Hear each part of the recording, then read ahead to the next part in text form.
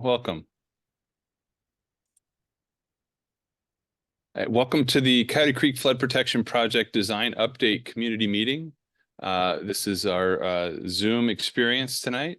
There's a few extra wrinkles to making this possible. So please bear with us if there are a few glitches, but we do have interpreters available tonight who are here to translate for those that desire that to happen in Spanish or Vietnamese. And if they'd like to introduce themselves, that would be terrific.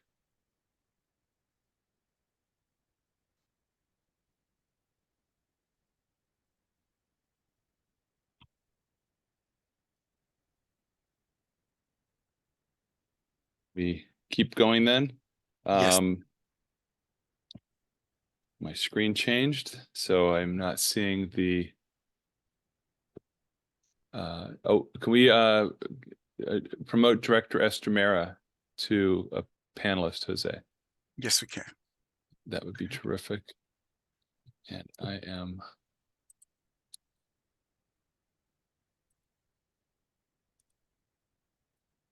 Why don't you go ahead and take it away, Jose? I'm having a technical glitch here, and it's not allowing me to go further. Great. I believe now we have Director Estremera who has joined us. Good evening, Director Estremera. We are live now and are ready to hear your comments on the upcoming meeting and the project that we'll be talking about tonight, the Coyote Creek project, sir. Great. Thank you, Jose. Well, good evening to everyone. Thank you for joining us. I want to make sure that you take advantage of asking us all the questions that you might have, giving us suggestions. As you will see, we are about 90% completed of our design. We've fast-tracked this project because, as you know, we want to make sure that folks are safe. We obviously are almost through our wet season, but we'll see what happens otherwise. But in any case, we're trying our best to fast track this project and be ready as soon as we can, if there ever will be in the next few years, a 100-year event. We've tried to protect ourselves on a 25-year event. And so we've been coordinating this project with our fix on Anderson. So we've tried everything that we can to expedite the design, and soon we'll be in construction. Please, again, take advantage of asking our folks any questions you might have, and of course, any suggestions you might have for the project. Thank you again for participating with us. And take it away, Jose. Great. I see the mic is still gearing his computer up. So with that, Director Estremera, thank you very much for your comments. And so tonight we're going to be talking about the Coyote Creek Flood Protection Project, which is the Phase 2. Phase 1 is currently in construction. We'll also get a brief update from Robert, who's our presenter tonight. And Robert will be taking us through the presentation tonight. But before we get started, I just want to remind folks that as you hear the presentation and as questions come to mind, please enter your questions into the Q&A box, not the chat. We want to make sure that these questions are recorded, and we also want to be able to keep track of the questions. So as we move along, feel free to either or raise your hand, and I'll recognize you so you can verbally ask your question as well. So with that, I'm going to go ahead and turn this over to Robert, who will be taking us through the presentation. Robert, the floor is yours. Thank you, Jose. Robert Yamane with Valley Water, Senior Engineer in the Watersheds Design and Construction Division. Thanks everybody for your time this evening. We'll give an update on the Coyote Creek Flood Protection Project. Now I'll go over the overview of the presentation first. So we're gonna give a recap on past public meetings and go over the project objectives, the project location, talk about the project overview of Phase 2. So there is a phase, there's 2 phases, and we'll talk about the next steps, and then we'll give an update on the construction progress for the Phase 1 part of the project, which is in construction right now. So as mentioned, looking at a lot of these past public engagement events, you can see there has been a number of public outreach events and meetings where we've gained a lot of input from the public, and we made a lot of we've taken in that feedback and incorporated a lot of that into the design, and we'll be sharing some of that this evening. So the primary objective of this project is to reduce the risk of flooding to homes, schools, businesses, and transportation infrastructure from a flood event equivalent to the February 2017 event. Here you can see William Street and South 16th Street, the corner of the William Street Park underwater. And taking a look at the timeline, I want to explain the phase 1 and phase 2 portions of this project and how they tie in with Anderson Dam work as well. So the first phase is, if you look at the yellow boxes here on the screen, that's the first phase, or also known as the Coyote Creek Flood Management Measures Project. And this work is being done it's an emergency project being done under the Federal Energy Regulatory Commission compliance project, which is one of many subset projects under we call the FERC order. And it's part of Valley Water's risk reduction measures for Anderson Dam. And this work is required to be completed prior to the Anderson Dam tunnel becoming operational later this year. And that is why the project had to be, the first phase of this work had to be expedited as part of this work. And that's currently in construction. So if you see some of the construction activities going on right now, that's what it is. And we'll give an update at the end of this presentation. And then in the purple boxes here is the second phase, or the Coyote Creek Flood Protection Project. And here we are right now, we're in the design phase. We're working on the 90% design right now, and we will be also having our draft EIR, Environmental Impact Report, published this summer in June or early July. And we'll be taking public feedback on that, as well as an additional public meeting to go over that as well in June or July. And the construction for the second phase, or the Coyote Creek Flood Protection Project, is anticipated to start in early spring, summer 2025, and then be completed by the end of 2027, prior to the Anderson Dam Stage 2 diversion tunnel becoming operational. Excuse me. So taking a look at the overall project limits, it's about 9 miles of Coyote Creek. At the upstream end is Tully Road, and then it goes all the way down to the downstream end of Montague Expressway, shown at the upper part of the screen here.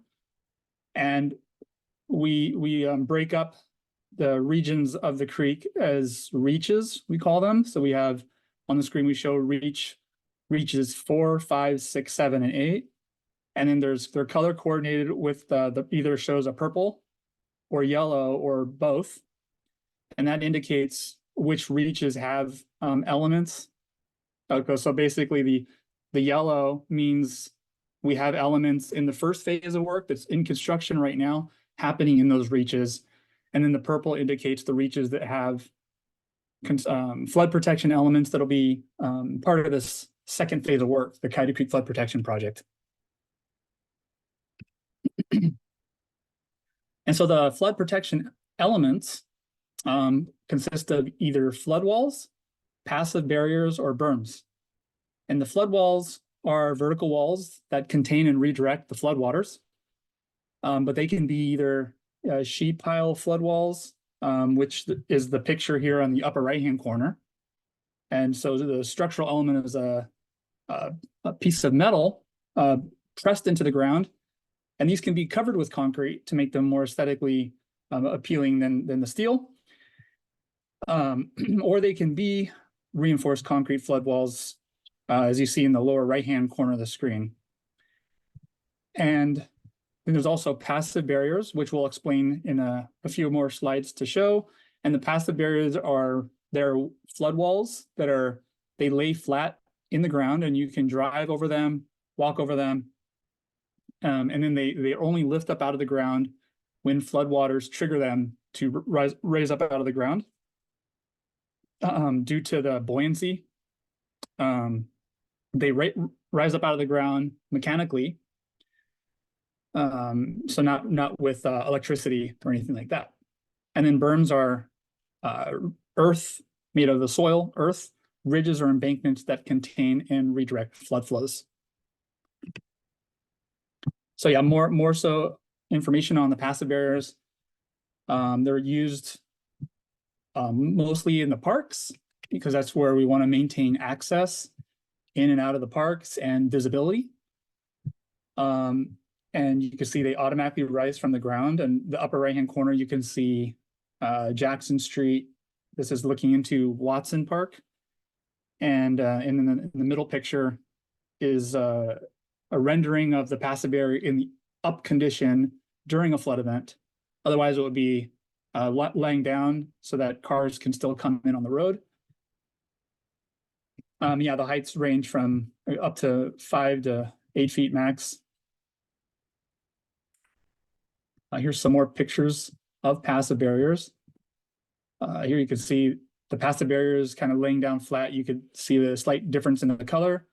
And then at the ends of the passive barriers, there has to be a vertical wall where when the passive barriers rotate up into position, they form that seal. We call those wiper walls. So we'll use that a few times in this meeting. The wiper walls are just the end walls for the passive barriers. And the passive barriers, as you can imagine, they're basically a flat element that rotates up about a hinge. And so whenever in the flood walls, if they need to curve or make any angles, or if there's any changes in the elevation of the ground, these wiper walls allow for that transition between segments of passive barriers. And then in the bottom two pictures, you can see the passive barriers propped open in an upright position, just so you can see how they could be lifted up for maintenance. And basically there's actually, if you look in the lower right-hand corner, you can kind of see there's some like little metal grating. And that's where the water can flow in to the passive barriers. It's like a little drain. The water can flow in there, and then the buoyancy of the water, it lifts the passive barrier out of the ground, and it pushes it up into slowly with the flood water.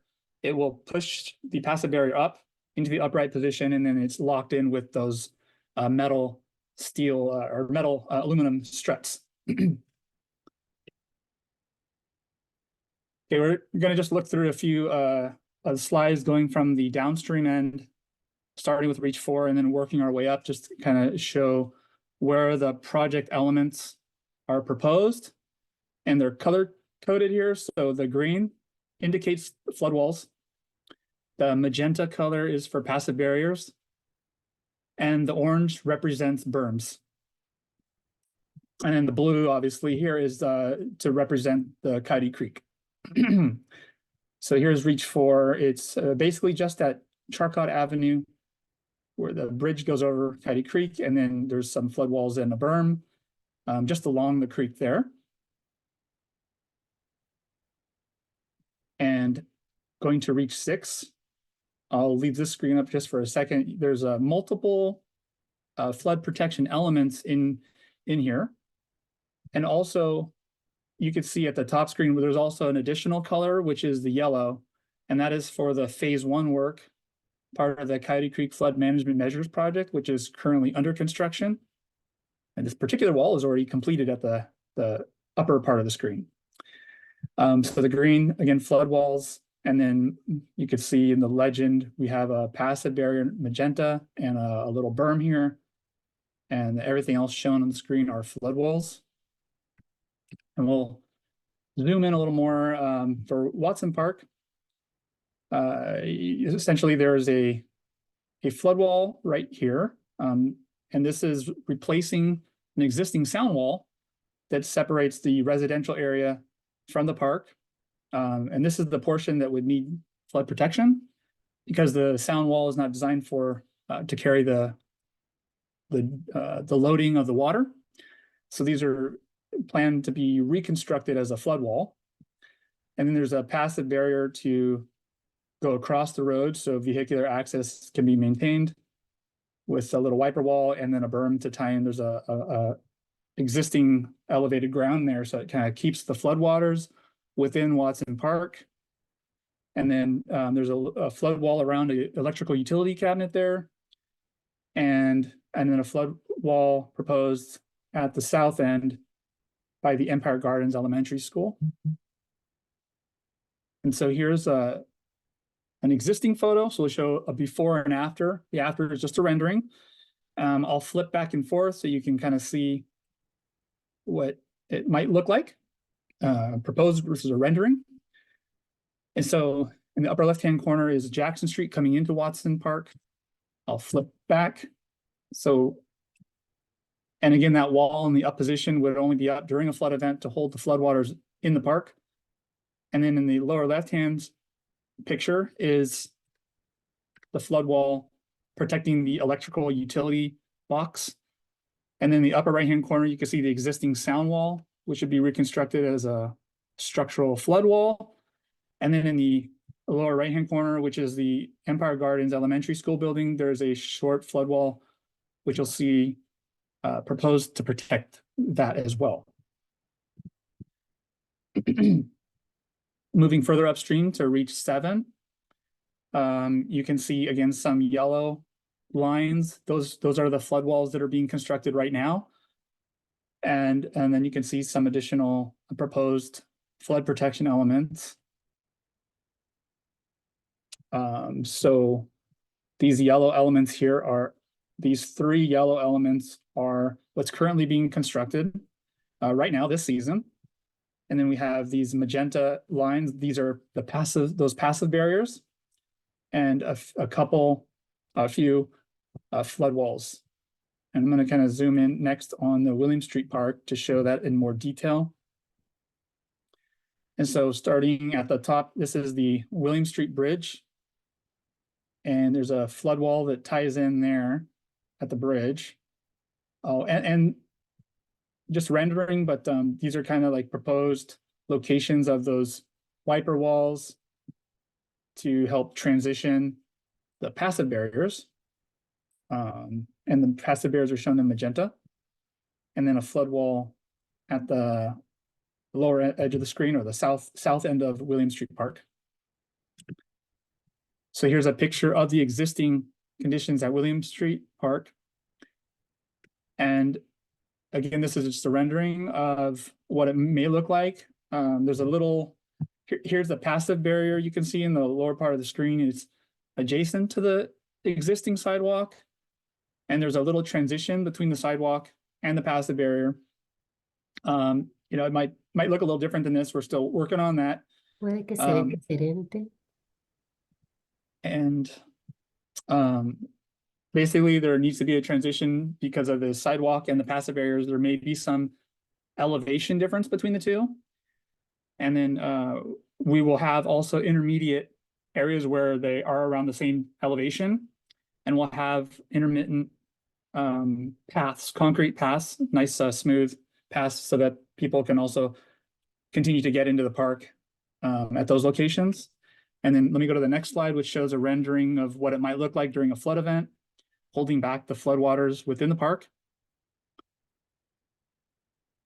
And yeah, you can see this is just a rendering, but the wiper walls where the passive barriers change angles, and that it can also incorporate some aesthetic treatment. And we're trying to work with, we're working with the city and the parks to incorporate some of the existing aesthetics to keep the same look of the corridor and the park aesthetics. Okay, and now I'm going to go up to the East William Street, looking to the east at the William Street Bridge here in the existing condition. And then next we'll see a rendering of tying in flood walls and the passive barrier shown in the lower right part of the screen. And this right here, you'll see can flip up during a flood event, such as this, to hold the floodwaters in the park. And moving over, and we'll look at the Selma Olinda Park side. So we have, now we're on the other side of the William Street Bridge, starting at the top of the screen. There are a few passive barriers in magenta, and proposed the flood wall just to go around between the park and the school, and passive barriers along Woodboro Drive. And then at the very end, at the south end, where the height gets really small or really short, it would change into a very low profile berm, earth berm. This is on the other side of William Street Bridge, looking into the Selma Olinder Park. This is just adjacent to the Olinder Neighborhood Center. And what you see here, the wiper wall transition for the passive barriers is actually can be used as a sign, a park sign, and then kind of have these walls on each side with an aesthetic treatment to incorporate that transition. And then the next slide will show the barriers popped up in a flood event. And then we'll go over to Woodboro Drive, looking at the existing condition. And then post-project rendering with the passive barrier laying flat adjacent to the sidewalk, with the wiper walls at the ends, and a little transition between the sidewalk and the passive barrier. And then a rendering. Probably people wouldn't be standing there like that during a flood event, but it would be protecting them from the flood and containing the flood water within the park and the creek. All right, moving further up to Reach 8.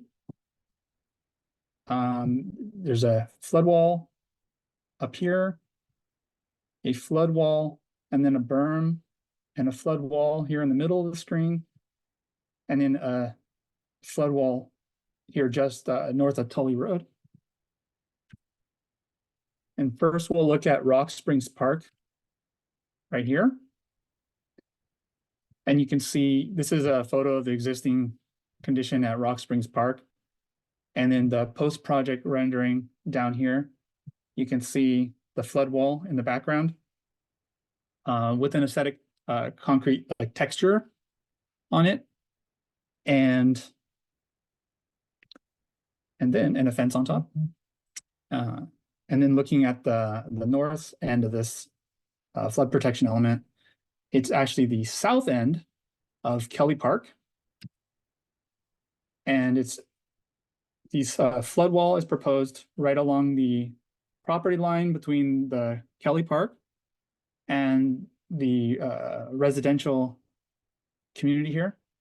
You can see with the green line, and then down we'll show an existing photo and then a post-project photo rendering. And you can see the proposed wall, again, with a concrete aesthetic texture to it. And then next, we wanted to point out the project website, www.valleywater.org/coyote-creek. You can find recordings of past public meetings. The slide deck for today's presentation is also available on this website. You can download it. You can come here to stay up to date on information, sign up for email alerts.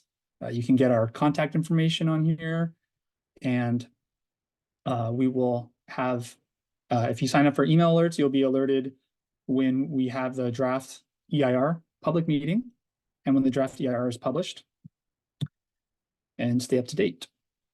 And for next steps, so the 90% design is targeted for this May 2024, with final design targeting October 2024. The draft environmental impact report for public review and the public meeting for the draft EIR is anticipated this June or early July. And then the pre-construction public meeting would be in spring 2025 before construction starts, with the construction starting right after that in the spring, summer of 2025 and it's a 2 years of construction anticipated, phased, and that's why it takes 2 years. And then we'd have the construction ending in late 2027, followed by 3 years of ongoing plant monitoring. And then, as we talked about, we're going to give a quick update on the construction progress of the first phase, or the Coyote Creek Flood Management Measures Project. So these photos were taken a couple of weeks ago in behind the homes on Arroyo Way, just south of Santa Clara Street, adjacent to Coyote Creek. So as you can see, this is the machine installing the steel sheet pile flood walls right behind the homes along the top of Creek Bank. And we basically have a narrow corridor along the top of Creek Bank to bring in the equipment and the materials and constructing the flood walls. These sheet piles, actually you can see in this photo how long they are. And I'd say so what you see above ground, there's probably more than 2 times that's actually below ground, for the structural and geotechnical stability and integrity. And these piles are pressed into the ground. They're not driven, they're not vibrated. So they're pressed into the ground. And we have actually historic structures adjacent to these flood walls. And so we have vibration monitoring, vibration, noise monitoring. And this is the method we are using because of the close proximity to community and structures. Sensitive receptors, we call them. And these maps, these are the same reach maps where we have the Coyote Creek Flood Management Measures Project, or the phase 1 elements. And then the purple kind of shows the yellow lines are the flood walls, and the purple circles show the elements, the portions that have been where the flood walls have already been installed. So here they're almost complete with this wall here. And here at Reach 6, this has been completed. This is where we're staging our construction staging area.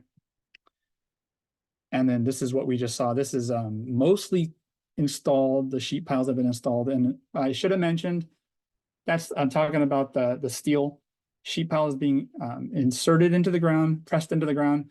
They will have a concrete finish with an architectural texture, and actually also a colored concrete to make them more aesthetically pleasing along the top of creek behind the homes. And in these last 2 areas here, this one's close to being finished, and then these 2 will be starting in the next few weeks. But they're already out there starting, but the actual pressing of the steel sheet pile flood walls will be in progress starting in the next few weeks. Here's some more pictures of that same equipment, and you can see how it can fit in tight locations next to trees, right up against the bridge, within just a few inches of the bridge. And so and the sidewalks also remain open. We just have flaggers for all activities to make sure people can get through safely. And here's some more pictures of the construction. And you can see here on this location where we have it's in progress construction, but the concrete finish had just been added to this wall. And we have different patterns, and we depending on the property owner, they get to choose the aesthetic treatment for the wall on their property. Okay. And with that, I'll hand it back to Jose for question and answer session. Thank you, Robert, for a very insightful presentation. But before I open it up to questions, I just want to recognize 2 value Waters directors. First, I want to welcome Vice Chair Richard Santos, who's joining us tonight. His district also includes various measures of the flood protection project, which we've already completed some of those sections. And then also want to welcome Director Barbara Keegan, whose district also includes obviously many of the flood protection measures that we're talking about tonight. So welcome, directors. I also recognize some of the staff that are joining us tonight from elected offices. We have Emily from the Office of Supervisor Otto Lee that's joining us tonight. And then we have Grace, who's joining us from the Office of Council Member, sounds like Council Member Doan's office that's here as well. And then I also want to recognize Eve Sudi from the City of San Jose. He is with the Parks, Recreation, and Neighborhood Services Department. The city has been a great partner with us. As you saw from the presentation, there are several of the flood protection measures are on parks. And so obviously we've been having ongoing discussions with them since the beginning to make sure that as we design and start construction that the project and the parks mesh together. So with that, I want to go ahead and open it up to questions from the audience. You can raise your hand and I'll recognize you, or if you want to put your question into the Q&A box, we'll go ahead and read it out loud. And also as a reminder, the presentation that you just saw tonight is on our webpage. So it's there for you to download, as well as the presentation that from last night's meeting and a recording of last night's meeting if you also want to view that as well. And many of the maps that you saw that were shown on the presentation are also available for you to download on the project page. So with that said, I think we have several questions that we've received in the chat box. So I'll go ahead and start off with the first one. And again, if you want to put your question in there, or if you want to raise your hand, we will recognize you.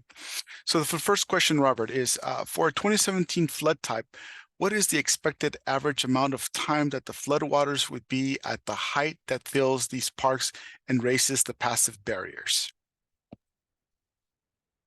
Well, I don't know the answer to, I don't know the exact answer to what the expected time is, but I don't know if anybody else on the Valley Water team has any estimates of that.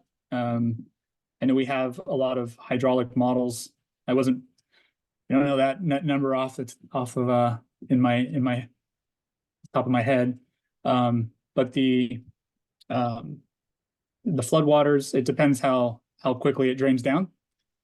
So you have to look at the hydraulic models, but the passive barriers, they're held up only by the floodwater. And so if the floodwater didn't go all the way to the top of the passive barrier, but it only was like it overtopped the creek banks, it made its way to the passive barrier, but it was only a foot high, then the passive barriers would only raise up about a foot high. Like it would still be angled because they're lifted up by the buoyancy of the water itself. And then as soon as that water, as soon as the creek water goes down and the flood water drops down, the passive barriers would lower with the water.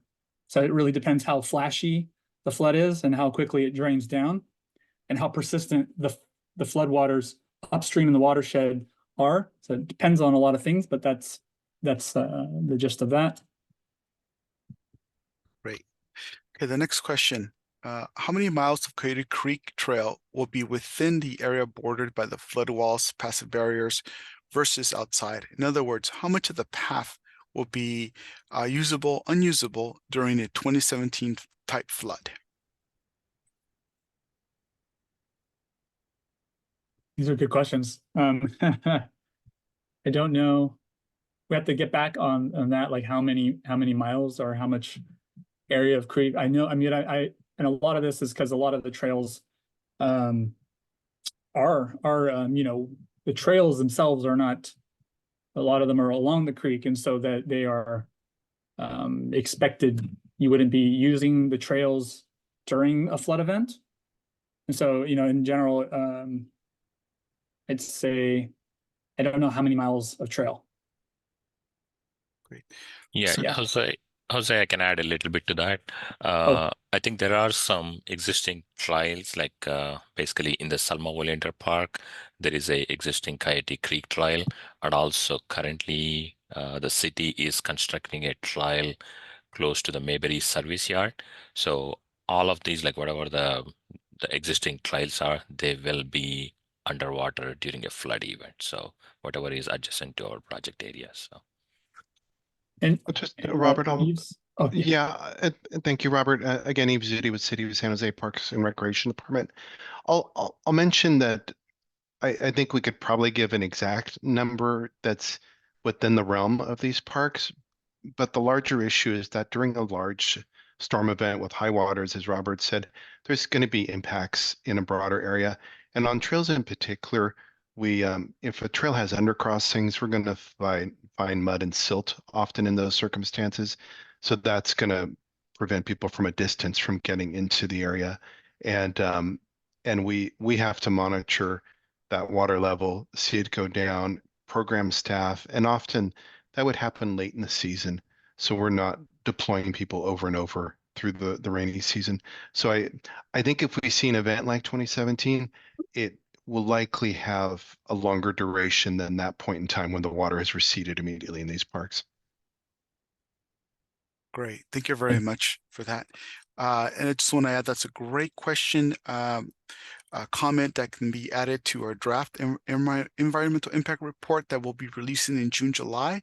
So Jordan, if you're around, hopefully you can join us at that meeting. We haven't sent out the invites yet as we're still identifying dates, but that's a good question for that meeting as well. So again, thank you. For the next question, is there any design element like public art or recreational efforts along these flood projects to benefit the community?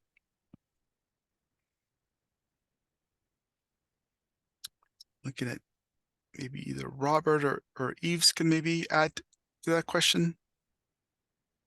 Well, I think a big part for the city in working on this project has been to have very good sight lines into the park. The passive barriers around the perimeter of the park have achieved that.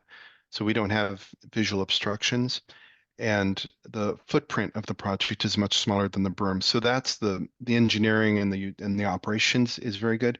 In terms of art, there is not commissioned artwork on this project, but there is sensitivity to the aesthetic of the design, the quality and character of the visual character of the improvements being made. And that was our third goal when working with Valley Water. So they are looking at the stonework that you find at William Street Park. So we replicate that type of stone and its application onto the edges of the wiper walls that don't receive the wiping of the flood wall during a storm event. And we're still working on the aesthetic elements for Selma Olinder. It would probably carry over that rock theme since there isn't a dominant architectural feature in that park. And then at Rock Springs, with the sheet pile wall being installed, there's not an aesthetic or artistic element there. But in Watson Park, where there's a utility area that's going to be closed off by the wall, which Robert showed you in the presentation, we're likely to commission a muralist that we've been working with on other projects to do some work in the park. Great, thank you very much. Let's see here. Okay, moving on to our next question. What factors can delay phase 2 construction? Great question. Hey, thanks, Jose. I'll take that one. As with pretty much any project, some of the main challenges beyond just coordinating a lot of the elements of the design, which we've been working closely with the City of San Jose Parks, Recreation and Neighborhood Services. As you know, a lot of the flood protection elements are occurring in the chartered parklands and around schools as well. So we're working with the school district. Additionally, which is a problem challenge, I should say, a challenge for Coyote Creek for Valley Water is that Valley Water doesn't own a lot of the right of way or the land rights along Coyote Creek, and so we need to work with the property owners where the flood protection elements are planned to go to get land rights. So working with basically easements for the construction. And additionally, as always, environmental permitting with all the regulatory agencies. And that's probably the main ones. Yes. Unless anybody else wants to add anything to that. Great, thank you, Robert. Let's move on to the next question. In the areas where Coyote Creek Trail is currently missing segments, do these designs leave room for the eventual construction of those elements? Would those incomplete segments be inside or outside the flood walls? We've been working closely with Valley Water on phase 2 that you're looking at tonight. There's not an impact unless that passive wall has been activated, and of course the park is flooded, so the trail would be closed. There was an image earlier of phase 3 work where walls are being shown at the confluence of Lower Silver Creek and Coyote Creek near Watson Park. Our trail manager will be meeting with Valley Water as part of their regular monthly meeting to get more details on that. And I know that Robert and his team are in the early conceptual stage, so we have a lot of opportunity for influence there. And our goal, and I think Valley Water has always been accommodating this, is to make sure we get our class 1 dimensions for our trails in place, which tends to be 12 feet wide when feasible or wider. And then we have a segment of trail where there'll be some improvements built along the Coyote Creek Trail, which none of you have visited yet because it's been under construction for the past few months between Mayberry and 101. And that trail will see no change in dimension. The flood wall addition, if it's found to be feasible, would just be added to existing wall that we have along the trail. So no loss of capacity along the trail system from this project in any of the phases. Great, thank you very much. And so for our next question is, do you anticipate any prolonged traffic disruptions during the phase 2 construction phase? Yeah, Jose, thank you for that question. Yes, we'll, with, we're looking into the staging areas for each, it's like for each location. So the work wouldn't all happen at once. And so it's not 2 years. First of all, just to make sure we're clear, it's not 2 years of construction continuously in all of the locations. It's because the contractor would be working in a few locations at a time. And then so the work would be phased. I should have mentioned too, we're working closely with, there's a lot of, especially in the parks, like we've heard loud and clear about Bark in the Park and other events, and we're working closely to minimize impacts to the community. In regards to traffic, I don't anticipate, I mean, there would be any like full lane closure cutoff, that type of thing, but I mean like a entire street being closed off. But as like we could say with current construction we have going on right now, we may need to have like a single lane closed down temporarily during the work, and you'd have and still maintain like two-way traffic for, and this is all being analyzed as part of the draft EIR. These are like impacts to the community, and so it could have like traffic flaggers to still maintain two-way traffic. But yes, there could be some disruption to traffic as needed depending on the location and what space is available to the contractor. Great. Thank you for that response, Robert. I also want to add that as part of all Valley Water capital construction projects, we always host a pre-construction public meeting where staff and if we have the contractor on board are present, and we go over all those issues, concerns that the community might have, what they are, how do we plan to address them, and then who to contact if you come across an issue that is disruptive, so that we can bring attention to it right away. And so that meeting is already on the next steps slide that Robert showed, that we're looking at it sometime in the spring, summer of 2025. So we'll be sending notices out for that public meeting as well. So thank you for that, Robert. And so for the next question, moving on, are there any flash floods that are too flashy for the passive barriers to hold the water in? Great question. Oh, that's a very good question. Yeah, they should be able to rise up at any like either slowly or very fast. It's just the buoyancy of the water. So we've tried shooting the water over, but it can fill in quickly and raise the barrier up. So even if I guess if you had like a tidal wave coming over it, obviously there would be some water that would go over if you had a really tall wave. That can't imagine how that would happen coming down Coyote Creek. As you know, Anderson Dam is actually drained, so thankfully we don't have to worry about the seismic, like anything like a tidal wave coming down Coyote Creek. So it should be able to handle any of the floods that come, meaning that even if the flood came quickly, it should be able to rise up quickly from the buoyancy. So yes, it should be able to handle that. And even if a little bit of water were to pass over the top, it would quickly be deployed and hold back the water.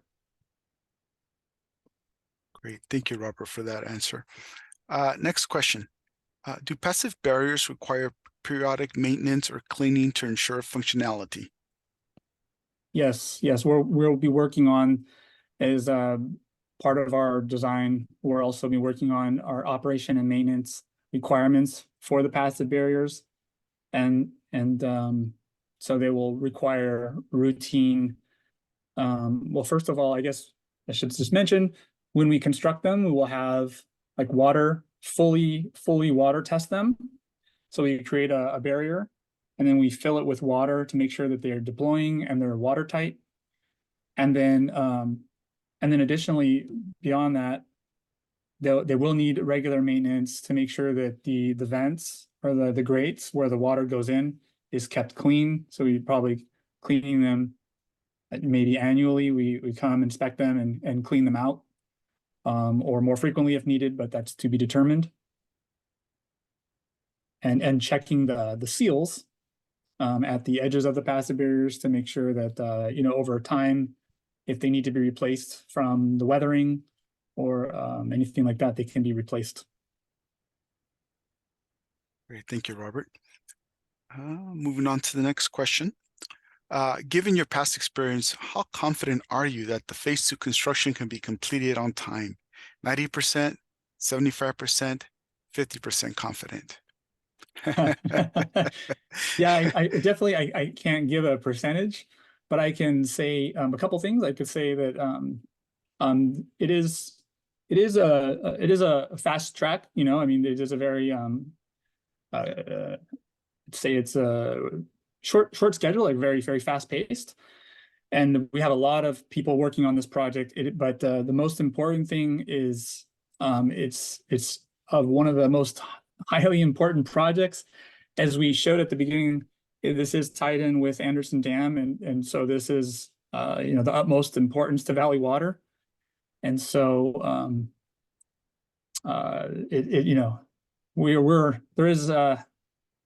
there's only one answer, and we're gonna have to make it happen. There's delaying is not an option for us. So that part makes me very confident that we're all working on this together, and we're gonna get it so that the construction can start on time as needed for Anderson Dam and the overall. Great, thank you, Robert. Let's see here. Next question. Will there be visual graphic 3D images, video in the future to show how the flood walls and barriers work when there is a flood? Yeah, so there are like a lot of, we have a video where we've tested. We have installed a passive barrier that was just completed. So it was completed last year, and we tested it earlier this year. We did a full testing with water and got it rising up.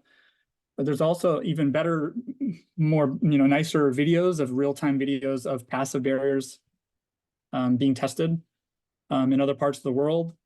I can't say, I'm not sure if we'll be uploading those particularly, just because there are multiple manufacturers that create the passive barriers, and I don't know, we don't want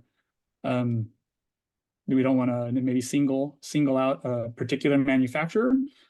I'm not sure on that, and whether we will be creating a video, a rendering. I'm not sure if we'll be creating a video rendering of the flood wall, or the passive barrier in action. Good question. We'll try to do what we can do. I think there's a lot of curiosity into how they'll work. So maybe we can make that happen as well. That's a good request.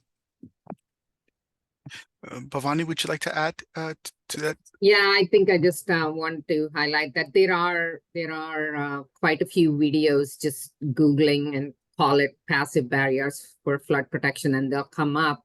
And the reason we can't be putting them on yet on our website is because we leave that up to the contractor to pick a manufacturer that meets. We just write the technical specs. So once we kind of know which manufacturer we're getting, perhaps we can link to their website to the link. But before we put that out to construction, we probably don't. I also wanted to point out, Jose, on the previous response related to, will we be testing these passive barriers? And I think somebody else asked that question and I typed the answer. Sorry, I didn't answer it live.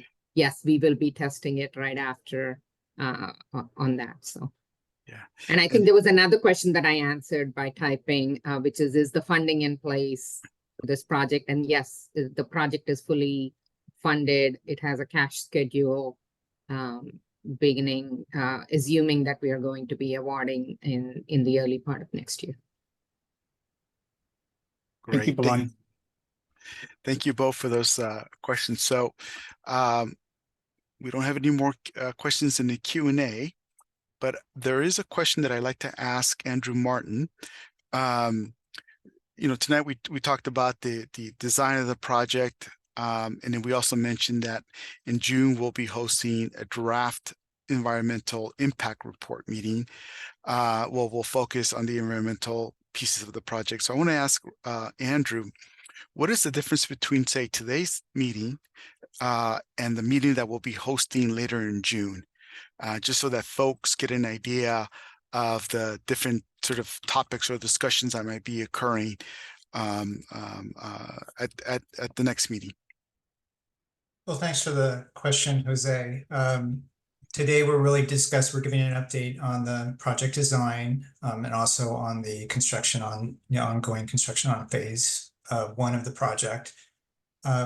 We're currently preparing a draft EIR, which is going out for public review, and we're anticipating in June, and it will be evaluating the impacts of this project. And so the meeting is really to give people, a sort of an overview of some of the environmental issues that were evaluated in the EIR, mitigation, the schedule for the EIR document. It goes through public review, and then eventually it will have to go to the board of directors to be considered along with approval of the project.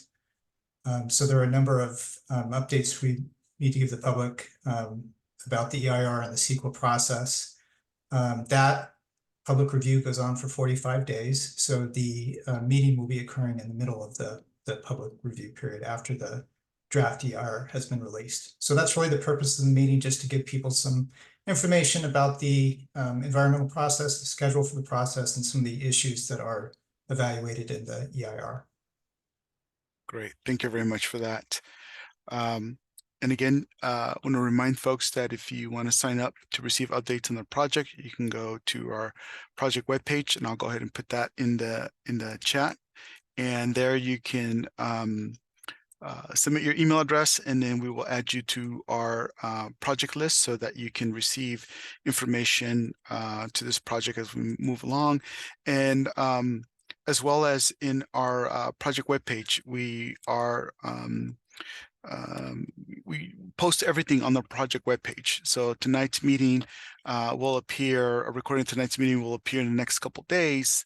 Presentation, all of the past meetings that we've had, the agendas, the presentations, the recordings are all there for you to look at. So if you can't find anything on Netflix to watch and want to know what we discussed back in 2019 related to this project, you can go back there and you'll see a recording of the anywhere from 2 to 3 meetings that we have per year related to this project. So it's all there. So again, I don't know if we have any more. Let me look here. If we have any more questions that have come in. No, we do not have any more questions from the Q&A. I don't know if any of the attendees would like to raise your hand or ask any questions of staff, and we're available here. And while we do that, I just again want to emphasize, I think the relationship that we've had with the city of San Jose as we move along with this project. You know, our parks are precious. They're part of what connects us to the community, and I think it's important that that as we move along, that we have this constant communication, so that this project not only gives us the flood protection that the communities need, but also allows us to continue using the parks as to what they were originally intended to be. So if we don't have any questions, I'm going to go ahead and move on to sort of the final stage of our presentation, and that is just to let folks know that, you know, there's the water supply master plan, which is the guiding document for our long-term investment in planning to ensure that we have a reliable water supply. There's information about that I will be posting in the chat for folks to look at, and also a capital improvement program, which contains all of our funded and unfunded capital projects, and obviously the Coyote Creek is one of those funded projects that you'll find in there. It's a 5-year list, so we also encourage you to learn more about that so you can get involved. And with that said, I don't see any more questions that have come into the chat box. So unless the project team has any final sort of thoughts on the information that was shared with the public, I think we will conclude tonight's meeting, and you'll see a recording of the meeting posted to the project page in the next couple of days. So, all right. Well, thank you, everyone, and I wish everyone a good evening. Thank you very much. Bye now.